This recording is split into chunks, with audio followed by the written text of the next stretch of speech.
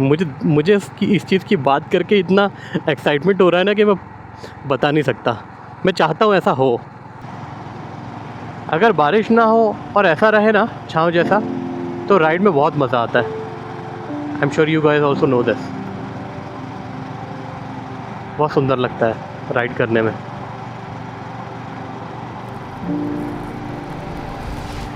यहाँ तक की रोड्स है ना, यहाँ तक की रोड्स बहुत अच्छी है। जेतपुर पहुँच गया हूँ मैं, ये 38 किलोमीटर्स हो गए हैं और यहाँ तक की रोड अच्छी है। अब यहाँ से जो रोड्स चालू होते हैं ना, वो बहुत ही पॉट होल्स, ऊबड़ खाबड़ रोड बहुत है। तो मुझे यहाँ जितना डिस्टेंस, जब मुझे यहाँ से राजकोट से जब अपने जूनागढ़ से जब राजकोट जाना होता है ना, तो मैं इस पैच पे है ना थोड़ा गाड़ी फास्ट चला लेता हूँ, क्योंकि मुझे मालूम है कि इसके बाद मैं ज़्यादा तेज़ चला नहीं पाऊँगा और रास्ता ज़्यादा कवर स्पीड से हो नहीं पाएगा। आप देख पाएंगे, देखना अभी मैं जब आपको दिखाऊंगा ना, आपको खुद ही पता चल जाएगा।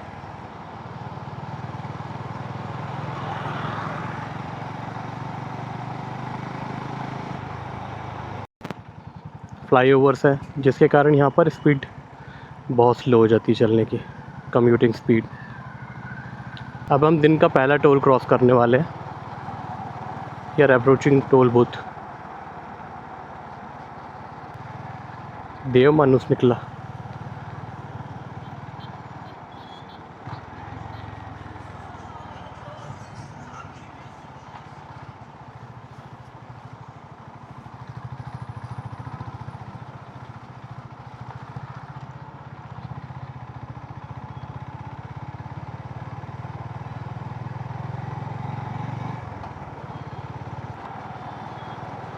गाइस मेरा एक फ्रेंड है भुवन, बेंगलोर में रहता है, वो भी राइड करता है। KTM 250 है उसके पास, जेन 3 black and orange, like mostly black. कल क्या हुआ था उसके साथ, छोटा सा एक्सीडेंट हो गया, माइनर एक्सीडेंट उसे, लेकिन चोट लग गई। पैर की जो स्मॉलेस्ट टो होती है ना, सबसे छोटी उंगली, उसमें।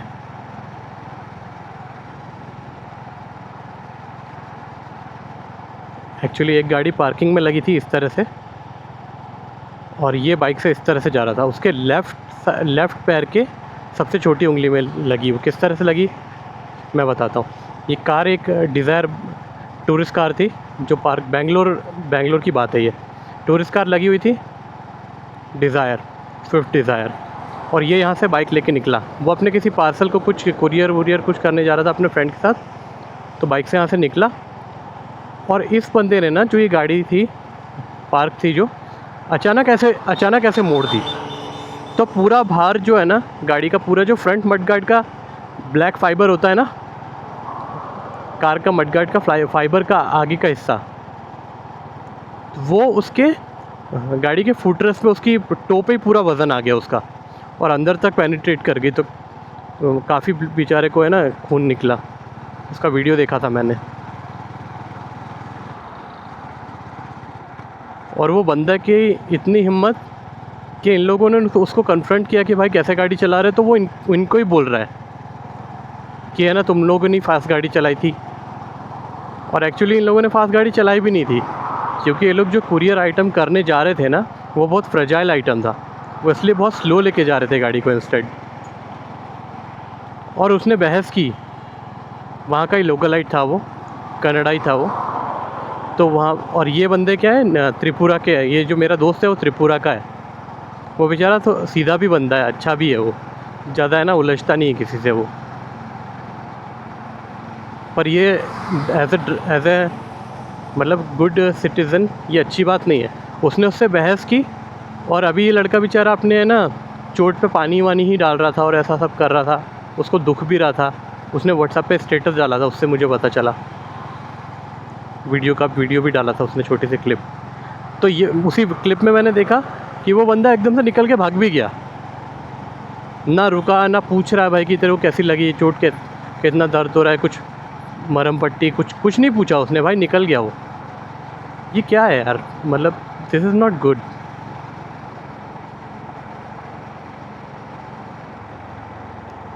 और कुछ छोड़ा तो इंसानियत के नाते ही पूछ लो भाई कि कुछ दिक्कत तो नहीं है। लोग नहीं करते भाई इसको, है ना, सही नहीं है ये। अगर आपकी वजह से किसी को थोड़ी सी भी चोट पहुंची है ना, तो वर्स्ट से वर्स्ट सिचुएशन में कम से कम आपको इतना पूछना तो बनता है आपका कि यार तकलीफ़ तो नहीं हुई कुछ ज़्यादा, क्या हुआ है क्या नहीं, आप एटलीस्ट पूछ सकते हो। सामने वाले को थोड़ा अच्छा फील होता है कि यार एटलीस्ट कम से कम तो बंदा थोड़ा सा कंसर्न तो है। This is not done. मुझे वाकई में वो वीडियो देख के, मैंने उससे तो ये बाद में डिस्कशन किया, पर मुझे वीडियो देख के ही समझ में आ गया था कि ये अच्छी बात नहीं है।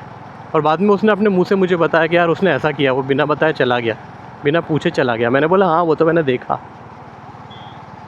कितनी अजीब बात है यार। प्यास लगने लगी है और मुझे वाटर ब्रेक लेना पड़ेगा।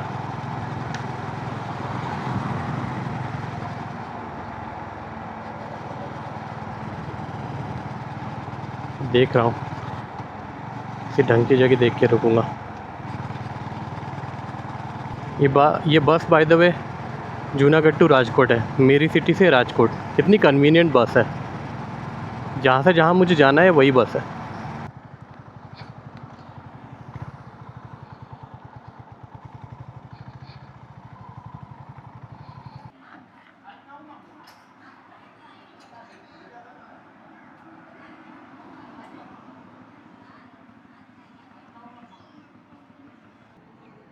फ़ोन को मैंने चार्जिंग पे लगा दिया है। क्या मेरा फ़ोन आईफोन 14 है ये, और काफ़ी समय से चल रहा है ना, उसका battery backup over the time थोड़ा सा कम हो गया है। मैंने बैटरी रिप्लेस भी नहीं कराई है, मैंने सोचा जब तक चल रहा है तब तक ठीक है। Let's go.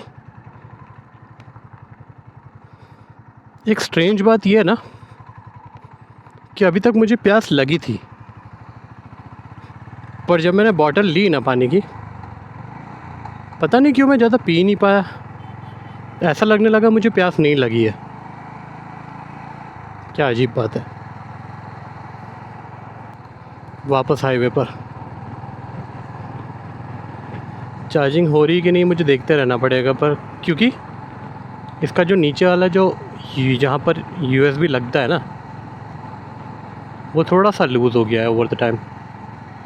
चार्जर जो है इसका, but it gets the work done, इतना प्रॉब्लम नहीं है।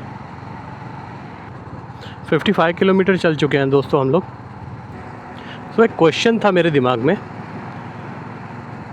वो ये था कि आप में से कितने लोग ऐसे हैं जो किसी भी ट्रिप में जाने से पहले या फिर ट्रिप के दौरान हर एक एक्सपेंसेस को लिखते हैं और पूरी ट्रिप का इंटायर खर्चा जो है एस्टिमेट, वो टोटल करके अपने पास रिकॉर्ड रखते हैं और उसको फिर आके टैली करते हैं कि एक्चुअली कितना खर्चा हुआ पूरी ट्रिप में।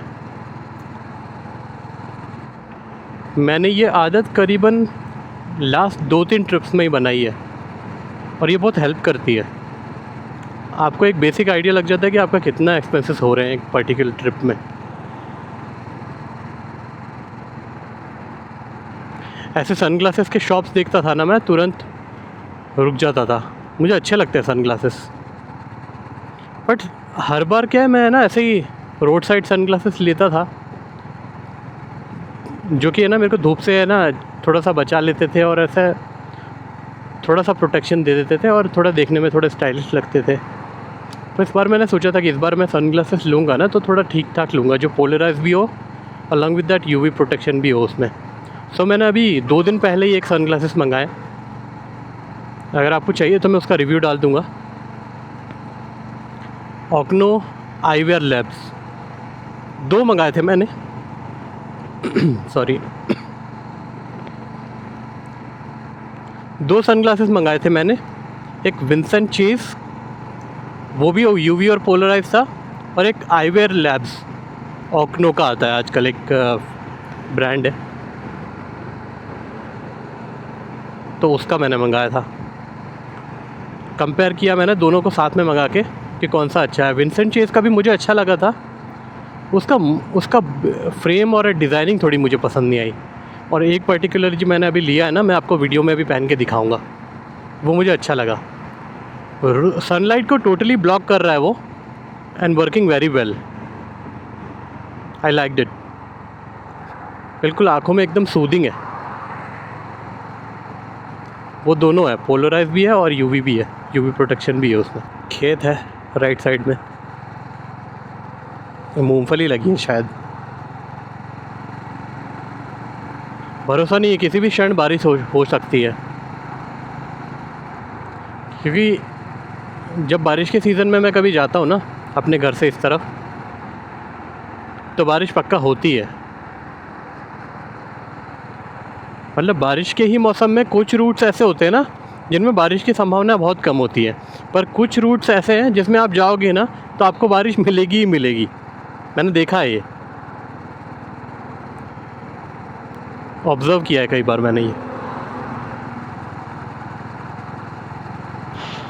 एक एबेंडन स्कूल देख के याद आया मुझे कि आप में से कितने कितने ऐसे लोग हैं जो अपने स्कूल को छोड़ने के बाद स्कूल में एक बार चक्कर मारने की या फिर कभी कभी जाने की, देखने के लिए जाने की इच्छा रखते हैं, और कितने लोगों ने ऐसा किया है actually. I would love to know. मुझे हमेशा से जब भी, जैसे मैं स्कूल से पास आउट हो गया था ना, उसके बाद भी जब भी मैं अपने स्कूल के पास से निकलता था ना, तो मुझे है ना अंदर जाने की इच्छा होती थी।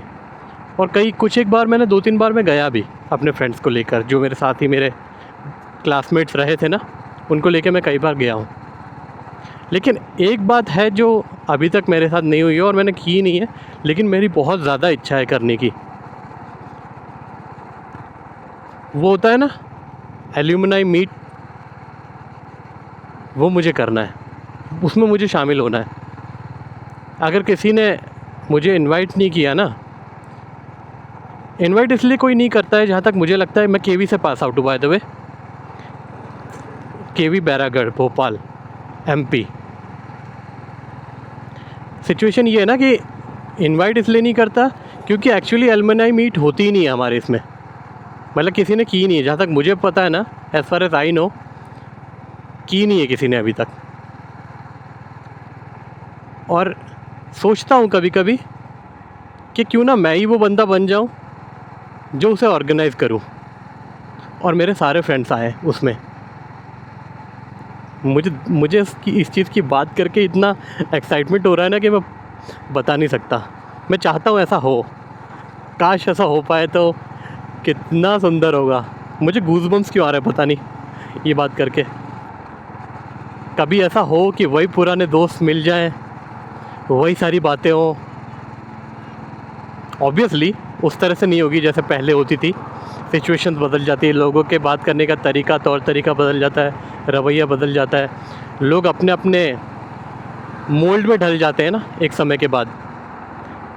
फिर भी वर्स्ट टू वर्स्ट केसेस में वही सिचुएशन, वही सारे दोस्त आप रिक्रिएट नहीं कर सकते ना, पास में जाके होंगे तो वही, लेकिन जो बातें होंगी सेम, जो फील मैं कर रहा हूँ, हो सकता है ना कुछ % वो लोग भी फील करेंगे अपने पुराने यार दोस्तों से मिलके।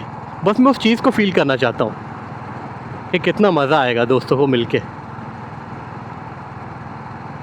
मेरा एक फ्रेंड है, 2 फ्रेंड है, दोनों भाई हैं, वो एक ही क्लास में थे, मेरे बैचमेट से। बहुत दिन से मैं कांटेक्ट करने की कोशिश कर रहा हूँ पर कर नहीं पा रहा हूँ। मुझे याद आती है उनकी। सिनेमा थिएटर, एक छोटा सा सिनेमा थिएटर यहाँ पे, Climax cinema. I hope I get to see them soon.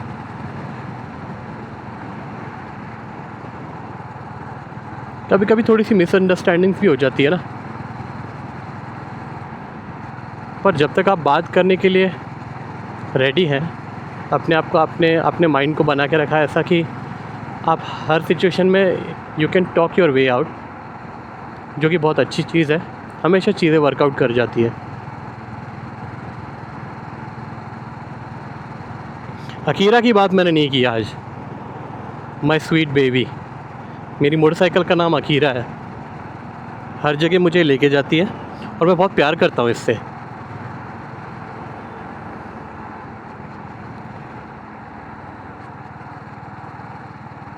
Never got a chance to introduce Akira to you guys. She is the one, my partner, my best friend.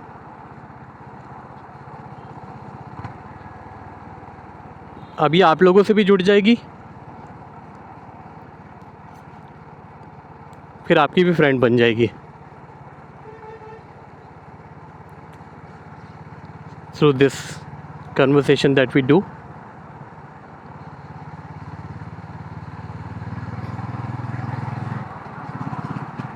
काफ़ी सोच के नाम रखा था मैंने इसका। मेरे पास 2-3 नाम, आखिरी में आई केम डाउन टू 2-3 नेम्स जो मैं समझ नहीं पा रहा था कि क्या दूँ।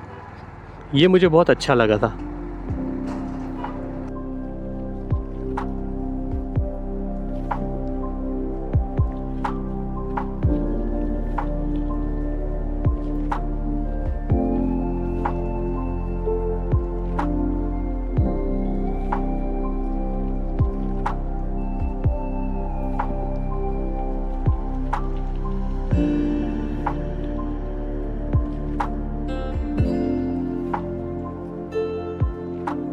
मैंने बताया था ना ये नीचे से लूज़ है, तो 69% चार्ज हुआ है, उसके बाद हो नहीं रहा है आगे, बार बार लूज़ हो जाता है, वो चार्जिंग होना बंद हो जाता है, बार बार मुझे पुश करना पड़ता है। अभी तो हो रहा है, अभी थोड़ी देर में लूज़ हो जाएगा ये। Going very smooth. 81 किलोमीटर्स हो गए हैं। पता नहीं क्यों नींद सी आ रही है, 10:15 हो गया है, अजीब सी नींद सा आ रहा है मुझे यार, पता नहीं क्यों।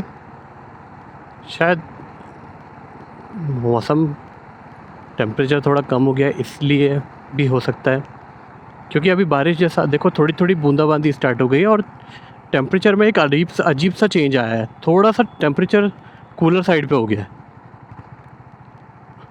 हो सकता है इसलिए भी मुझे ऐसा लग रहा हो, क्योंकि अच्छा फील हो रहा है ना अब,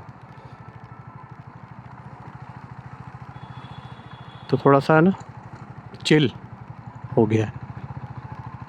तो अभी मुझे नींद सी आ रही है। टोल क्रॉस कर लिया हमने, बूंदाबांदी स्टार्ट हो चुकी है। Oh nice. पर मैंने रेनकोट नहीं पहना है अभी, अगर बहुत ज़्यादा बारिश होगी फिर मैं पहन लूँगा रेनकोट, क्योंकि मैं रेनकोट लेके आया हूँ। मुझे पता था मौसम ऐसा है और स्थिति गड़बड़ हो सकती है। तेज़ हो गई बारिश, क्या मुझे पहन लेना चाहिए रेनकोट या अभी रुक जाना चाहिए? पता नहीं लग रहा मुझे, कुछ थोड़ी सी कम हुई है, बूंद मेरे हाथों में चुभ रही है। और थोड़ा तेज़ चलाते हैं ना तो ज़ोर से लगती है बूंदें। मुझे लगता है कि है ना हमें रुक जाना चाहिए। मैं टर्न ले लेता हूँ, यू टर्न। रिस्क नहीं लूँगा, क्योंकि अगर मैं भीग गया ना तो मेरे फ्रेंड से मुझे मिलना है और फिर वो यात्रा में शामिल होना है ना, वो पूरा गीले गीले में मज़ा नहीं आएगा। रेनकोट पहन ही लेता हूँ। थोड़ा गीला तो हो गया मैं, बट स्टिल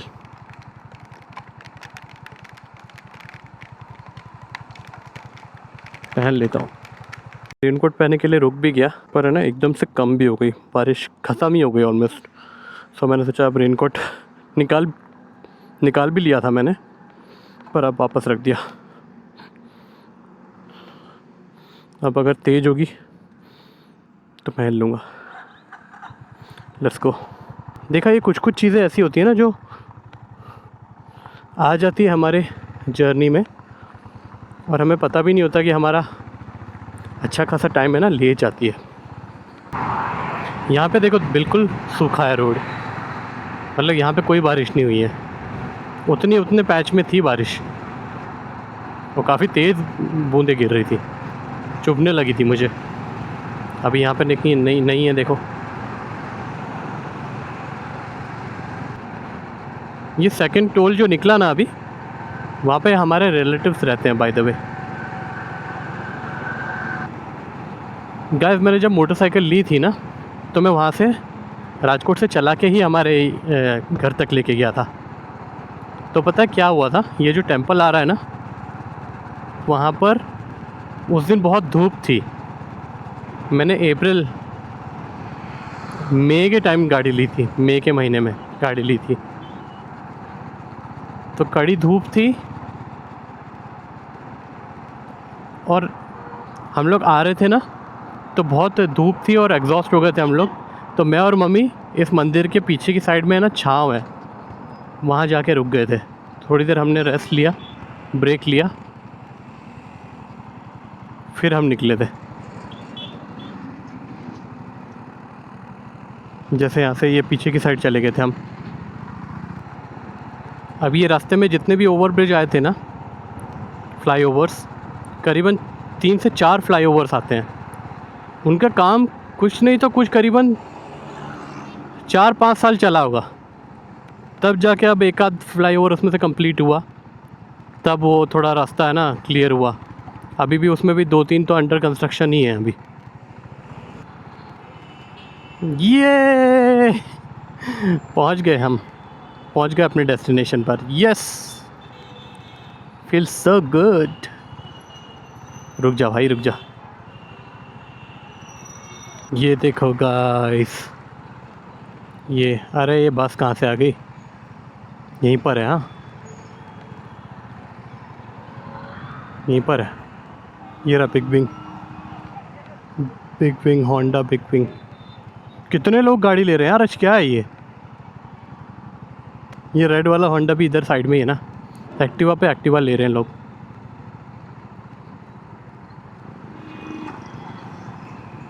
E85 की न्यूज़ इनके पास पहुंची नहीं है शायद।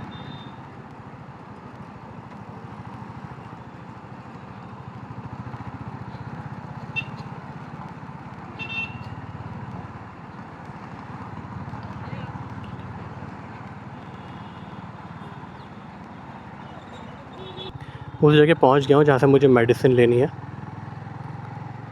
सो ये वाला काम तो कर ही लेता हूँ। बाकी मेरे फ्रेंड्स को मैंने अभी फ़ोन नहीं किया है कि वो लोग कहाँ पहुँचे हैं कहाँ नहीं। पहले ये वाला काम कर लेता हूँ मैं, छाँव में ही खड़ी कर देता हूँ।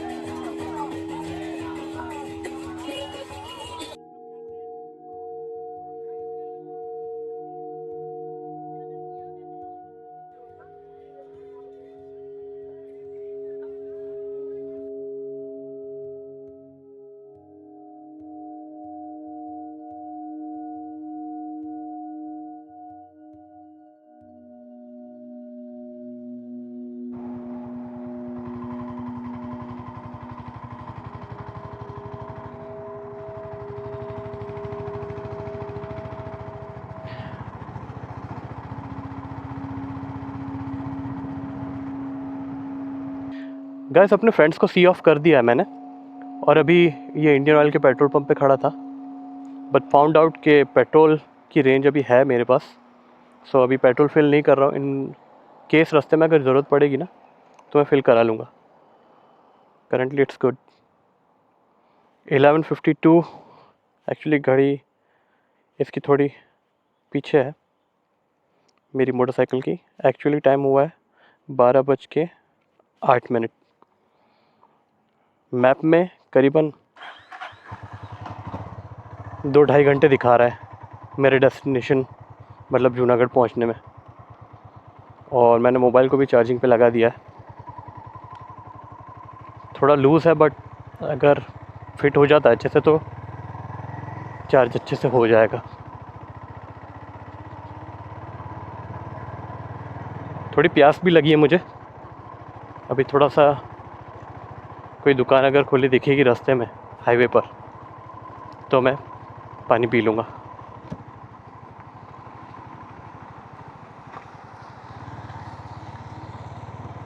बहुत मज़ा आया मुझे और ना आज का दिन बहुत खूबसूरत गया।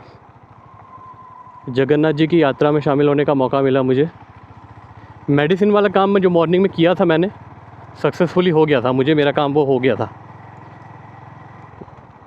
सक्सेसफुली। फिर मैंने मेरे फ्रेंड्स का फ़ोन आ रहा था, मैंने उठाया और फिर अभी रथ यात्रा शुरू नहीं हुई थी। मैं टेंपल गया, इस्कॉन टेंपल, अपने फ्रेंड्स के पास पहुंच गया। फिर हमने प्रसाद खाया। रथ यात्रा अभी चालू नहीं हुई थी।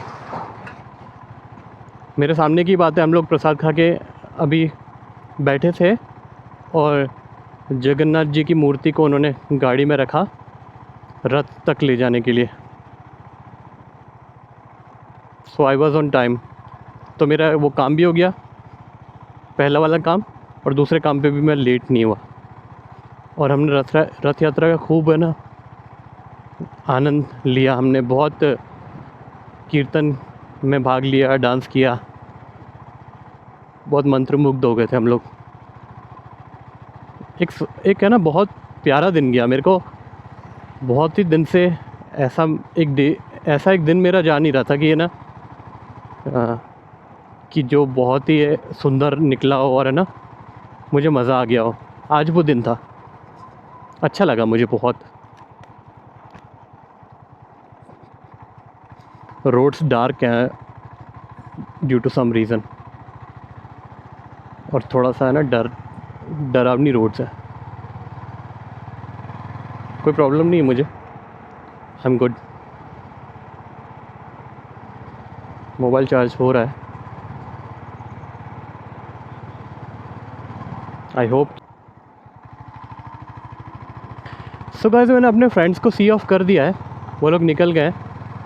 प्लान तो था हमारा नाइट आउट करने का, बट क्या इधर बारिश बहुत हो रही थी और रथ यात्रा के दौरान भी काफ़ी बारिश हो रही थी। हम लोग भीगते भीगते ही उनकी कीर्तन में शामिल हुए और बहुत आनंद किया। लेकिन बिल्कुल भी एक पल के लिए ऐसा नहीं लगा कि हमें बारिश कोई तकलीफ़ दे रही है या फिर ऐसा कुछ।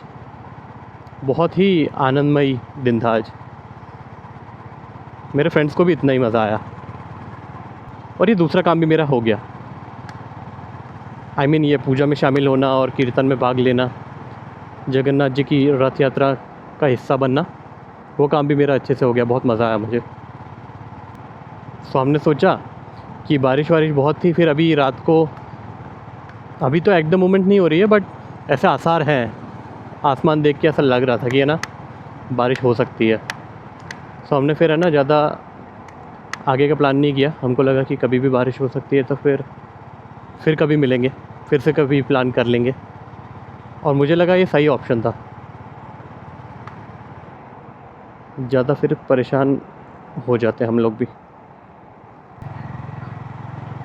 एक्शन कैमरा की बैटरी पूरी ख़त्म हो गई थी। मैंने बैटरी रिप्लेस करके फिर रिकॉर्डिंग स्टार्ट की। मैंने सोचा कि बात करना ज़रूरी है और मुझे मन कर रहा था कि मैं इंटरेक्ट करूं आप लोगों से। So started the recording. बार बार ये बेल्ट की आवाज़ आ रही है। अभी मैंने ना हेलमेट के स्ट्रैप को अभी टाइटन नहीं किया है, अभी रुक के करता हूँ। इंस्टाग्राम पे अपनी गाड़ी से रिलेटेड जो मैंने रील डाली थी उसमें लोग मेरी ये ऑक्स लाइट्स के बारे में पूछने लगे वीडियोस को देखकर। उनको पता नहीं ऑक्स लाइट्स अच्छी लगी होंगी, तो मैंने सबको बताया, मैंने रिप्लाई किया प्रॉम्प्टली कौन सी ऑक्सिलरी लाइट्स लगी हैं इसमें। जब मैंने मोटरसाइकिल ली थी तभी मुझे पता चल गया था कि इसकी जो कंपनी फिटेड लाइट्स है ना, जो स्टॉक लाइट्स, वो उनका थ्रो इतना ज़बरदस्त नहीं है। जैसे मैं अभी ऑफ़ करके दिखाऊँ, अभी पिच ब्लैक है ना, पता चल जाएगा। देखिए ये बिना हाई बीम भी ऑफ़ कर देता हूँ। ओ गॉड, हाई बीम भी ऑफ़ कर देता हूँ। So this is the throw stock lights का। अब ऐसे में घर के आसपास सिटी में तो चलाना सही है, पर ऐसे लॉन्ग डिस्टेंस टूरिंग नहीं कर सकते आप। अंधेरे में थोड़ी देर भी गाड़ी नहीं चला सकते जहाँ एक्चुअली ज़्यादा लाइट्स की ज़रूरत हो। फिर से ऑन कर देता हूँ। ये स्टॉक लाइट्स है, ये हाई बीम, और अब मैं ऑक्स लाइट जलाने वाला हूँ। ये है scout x, mad dog scout x. इसका एक नया वाला वर्जन भी आ गया मेरे पास, ये पुराना वाला है। इसके साथ मैंने 3 फ़िल्टर्स भी लिए थे, और मेरे पास वायरिंग हार्नेस भी इसकी ओरिजिनल वाली जो आती है वही है। और ये मैंने स्विच लिया था। दिन में जब प्रॉपरली लाइट्स होंगी तब मैं आपको दिखाऊंगा। अभी फ़िलहाल ऐसा दिखता है, रात को इसमें ऐसे रिंग लाइट जलती है। ये प्रो स्विच बोलते हैं इसको, प्रो स्विच। मॉम को मैंने बताया कि अब मैं निकल रहा हूँ यहाँ से, क्योंकि हमारा प्लान कैंसिल हो गया नाइट आउट का। तो वो चिंता कर रही थी कि इतनी रात को कैसे आएगा और क्यों इतनी रात को रिस्क ले रहा है। मैंने उनसे कहा कि मोस्टली राइट मतलब ये रोड हाईवे रोड सी है, तो इतनी सिचुएशन नहीं होगी, चहल पहल तो होती है, कोई प्रॉब्लम नहीं आएगी। अब यार चिन को माउंट करना है, अंधेरा भी है, स्ट्रैप को माउंट भी करना है, कट हो रहा है, मुझे इरिटेटिंग लग रहा है थोड़ा सा। So finally we are reaching the highway. NH27 अभी मिल जाएगा हमको। उसके बाद हम राइट मुड़ जाएंगे ना, तो बहुत ही एक अच्छा काम हो जाएगा, क्योंकि उसके बाद फिर हमें ऐसा पिच डार्क रोड नहीं मिलेगा। ये इस टाइम यहाँ पर ज़्यादा व्हीकल्स नहीं है, रात के टाइम तो इतना भीड़ होती है ना यहाँ पे कि कुछ पूछो मत। सो मैंने जो अपना अनबॉक्सिंग का वीडियो डाला था ना, DJI Osmo Action 4 का जो अनबॉक्सिंग की थी, उसका जो वीडियो डाला था मैंने, उसके कमेंट सेक्शन में एक बंदा मुझसे पूछ रहा था कि भाई अगर मैं इसको है ना डैश कैम के तौर पे मेरे को अगर इस्तेमाल करना हो तो मैं ये कैमरा ले सकता हूँ क्या बाइक पे डैश कैम की तरह यूज़ करना था उसको। मैंने कभी किसी को देखा नहीं है सिर्फ डैश कैम के तौर पे किसी को एक्शन कैमरा इस्तेमाल करते हुए बाइक पे। हो सकता है मैंने ना देखा हो, ऐसा यूज़ करते हो लोग। तो उसके कहने के अनुसार फिर मैंने रिसर्च किया थोड़ा, ताकि मैं उसको सही जवाब दे सकूं। तो मैंने देखा कि ओस्मो एक्शन 2 भी है, 3 भी है। उनकी कीमत थोड़ी ठीक ठाक है, इससे थोड़ा कम है ओस्मो एक्शन 4 से। और एक आध दो कैमरे दूसरे भी आते हैं जो शायद दूसरे ब्रांड से आते हैं, जो उनसे थोड़ा चीपर है, 8,000 9,000 की रेंज में आते हैं शायद। तो मैंने उसे अब सारी चीज़ों की इन्फॉर्मेशन दे दी कि ये कैमराज अवेलेबल है। एक्शन 2 या एक्शन 3 भी ले सकते हो आप।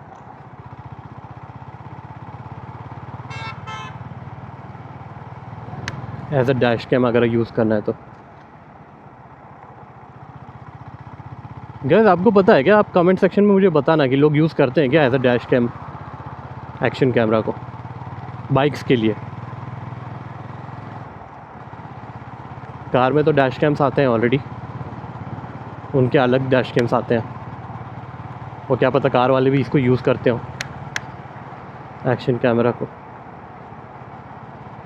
सिक्योरिटी इज़ वन थिंग, वो तो टॉप मोस्ट प्रायोरिटी आजकल भरोसा नहीं है, खासकर इंडिया जैसी जगह पे, कि लोग आपको कहाँ से कोई ठोकर मार दे। कोई आप भले ही सचेत होकर चला रहे हो ना, कितना भी आप केयरफुली चला रहे हो, लेकिन लोग आके आपको है ना आपकी गाड़ी पे चोट पहुंचा सकते हैं, टकरा सकते हैं, मिसबिहेव कर सकते हैं।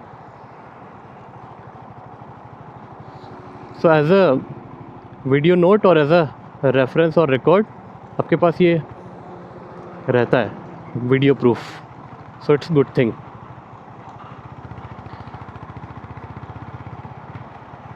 अब जैसे मैं एक्शन कैमरा इस्तेमाल कर रहा हूँ, ये इसको मैं यूज़ कर रहा हूँ, अब मैं हमेशा नहीं करता, लेकिन हमेशा रिकॉर्डिंग ऑन करके नहीं रखता ना।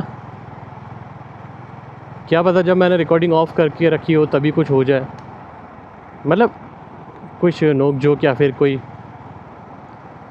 किसी से कहा सुनी हो जाए, तो हमेशा ऑन नहीं रखता। मुझे ऐसा लगता है कि इसकी फ़ाइल जस्टिफाई नहीं करेगी इस चीज़ को। जो फ़ाइल साइज़ इसमें रिकॉर्ड होता है ना, वो हाई क्वालिटी होता है। आप इसको लॉन्गर ड्यूरेशन तक के लिए ऑन रख के नहीं रख सकते।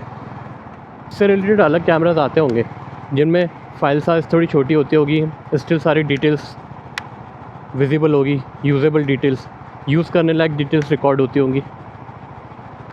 ताकि इसका तो मुझे ऐसा लगता है कि इसमें है ना फ़ाइल साइज़ ज़्यादा हो जाएगा अगर रिकॉर्ड करेंगे तो।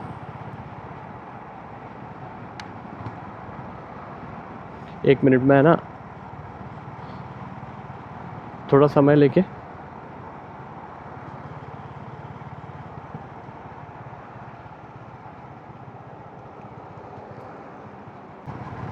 जब चलते हैं और ये फ्लैशिंग लाइट सामने आती है ना, हाई बीम्स,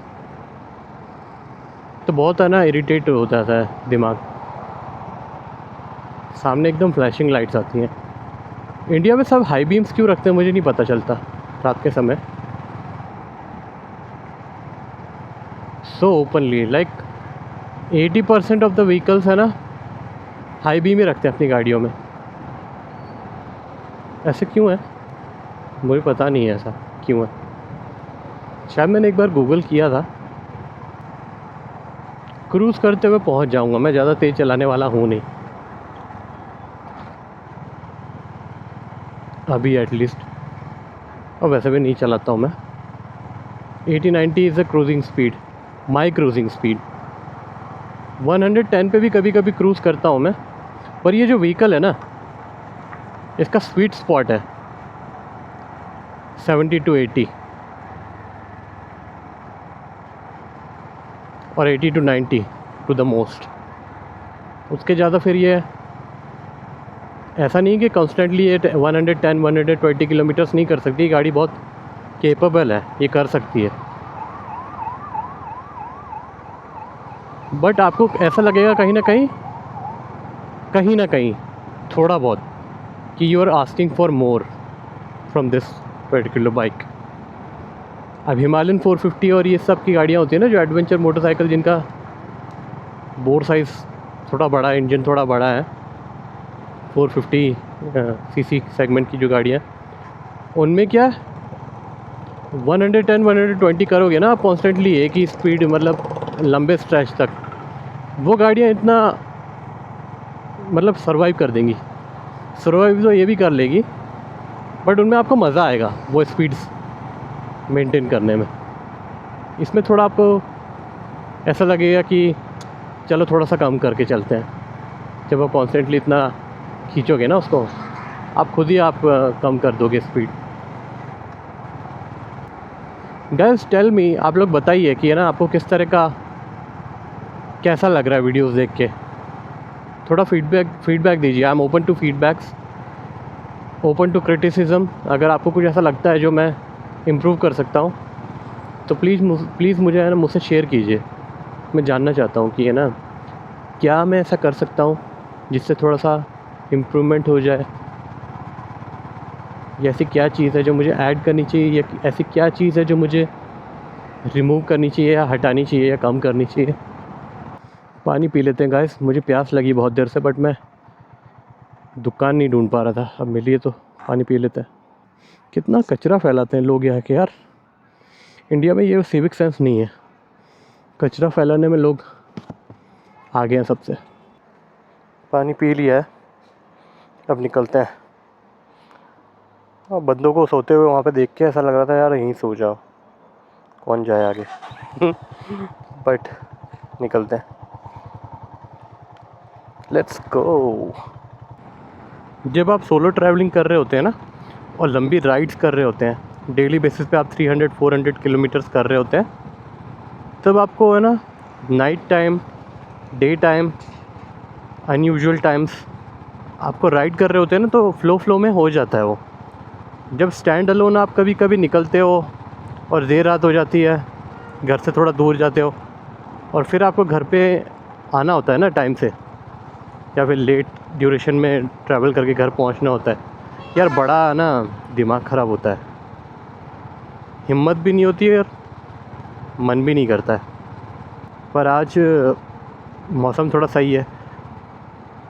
एक बात अच्छी है कि ये ना बारिश नहीं हो रही है, बारिश हो रही होती तो बहुत ही दिमाग ख़राब हो जाता जाने में। हालांकि मैं रेनकोट लाया हूँ, मैं पहन के चला लेता, ऐसी कोई बात नहीं। अच्छा, एक चीज़ है जो मुझे आपसे पूछनी थी गाइस, कि है ना CB350 RS के टायर्स जो इसमें जो स्टॉक टायर्स आते हैं वो MRF के टायर्स आते हैं। तो मुझे ये पूछना था कि इसके और किसी ब्रांड के टायर्स मिलेंगे क्या, अवेलेबल है क्या मार्केट में। मुझे पता है एक ब्रांड है राइस मोटो, उसके टायर्स अवेलेबल है, बट उसके अलावा मुझे कोई ऐसा ब्रांड जो एक है ना रिनोन ब्रांड हो और जिसके टायर्स यूजुअली अच्छे आते हो, मुझे नहीं पता कि है ना, मुझे मिले नहीं अभी तक। ऑनलाइन मैंने सर्च किया था, मिचेलिन और इसके हैं, तो मिचेलिन के नहीं, सॉरी कौन सा ब्रांड था जो बहुत एक अच्छा ब्रांड है, उसके बहुत ज़्यादा महंगे हैं, बहुत एक्सपेंसिव टायर्स हैं। उतना एक्सपेंसिव टायर्स पे नहीं जाना है मुझे थोड़ा सा ना ये इस रेंज पे चाहिए। सीएट, रेस मोटो, MRF, अपोलो, ये वाले टायर्स इस रेंज में हो तो बहुत अच्छी बात है। टोटल किलोमीटर्स मैं बता देता हूँ, 140 किलोमीटर्स हो गए हैं इस पूरी ट्रिप के, और एवरेज दिया है गाड़ी ने 44.6। हालांकि मैंने थोड़ी तेज़ भी चलाई थी बीच बीच में। इंस्टेड ऑफ दैट एवरेज तो ठीक है ये। और ऑडोमीटर बता रहा है total kilometres 26,352।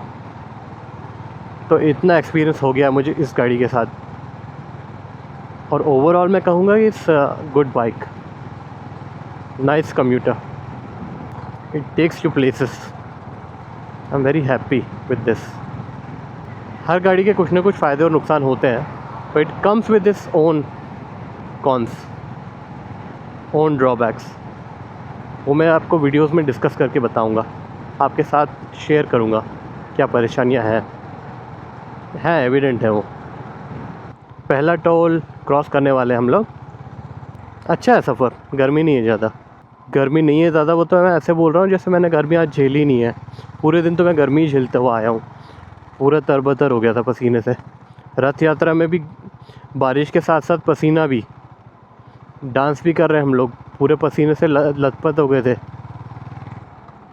But what an experience I had today, it was so good. Long distance touring जब करना होता है तो आप लोग को बाइक से ज़्यादा मज़ा आता है कि कार से ज़्यादा मज़ा आता है? ऑब्वियसली कार तो ज़्यादा ही कंफर्टेबल होती है, नो डाउट अबाउट इट। मेरे क्वेश्चन को आप उस तरीके से समझना, मज़ा in the sense not just confined to the comfort part of it. So उसके बाद मैं आपके रिप्लाइज़ किया ना चाहूँगा कि आप उस हिसाब से बताएं मुझे कि आपको कैसा लगता है। ये समय ज़्यादा हो गया ना, तो इसका एक फ़ायदा है, मुझे गाड़ियाँ ज़्यादा परेशान नहीं कर रही हैं। मतलब अभी 1 बजने में करीबन 7-8 मिनट बाकी है मेरी घड़ी में। अपनी गाड़ी की घड़ी को मैं रिसेट करूँगा, है ना, ये थोड़ा गलत टाइम बता रही है, पता नहीं कैसे रीसेट हो गई। हो सकता है कि मैंने बटन्स को दबाया होगा ना, कुछ सेटिंग्स को ठीक करने में, तभी ऐसा हुआ होगा। मुझसे ही गलती से हो गया होगा। मेरी गाड़ी को और कोई छेड़ता नहीं है मेरे अलावा।